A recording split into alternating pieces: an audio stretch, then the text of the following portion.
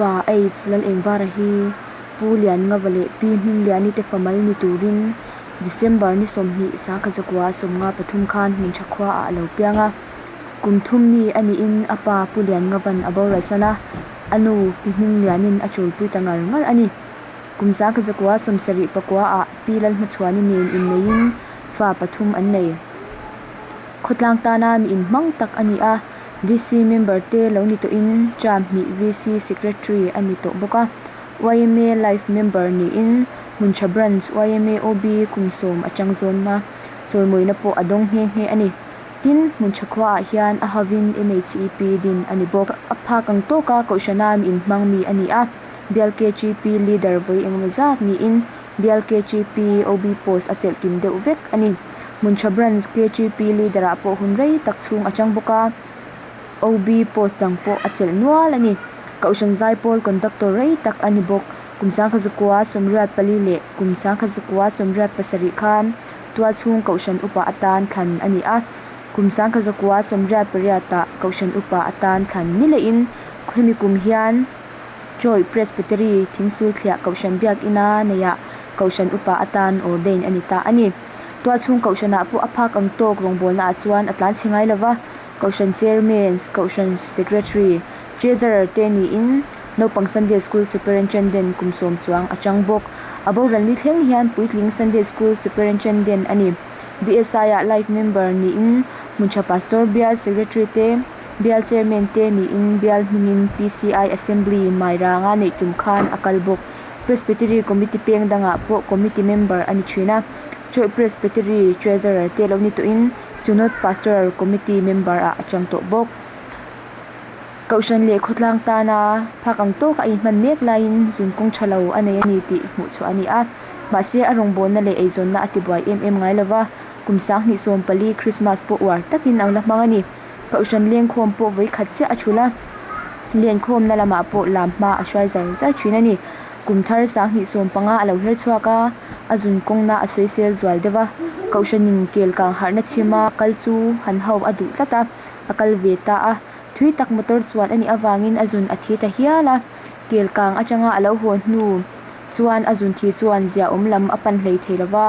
aizola in check up in an kala bialin khompui mangtura lo holi atum lai takin azun kong chu block 2 a omti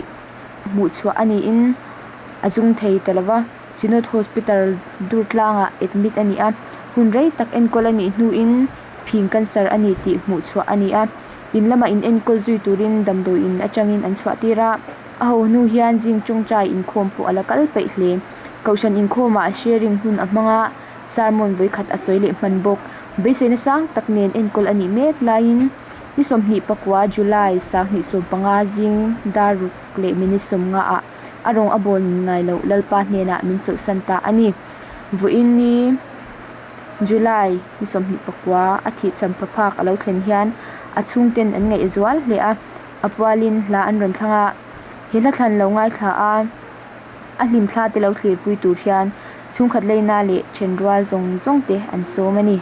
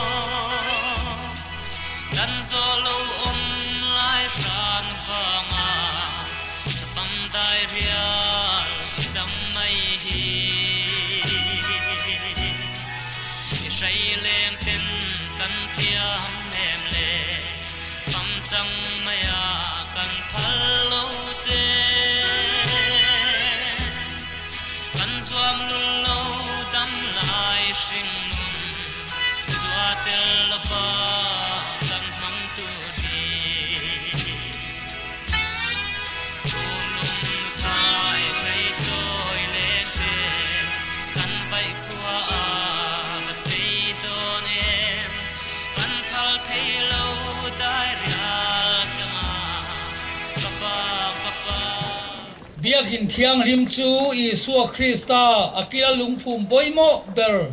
lungphum thutak ban le in nga na chunga sak alo ni theinan lungphum hi kan phum ani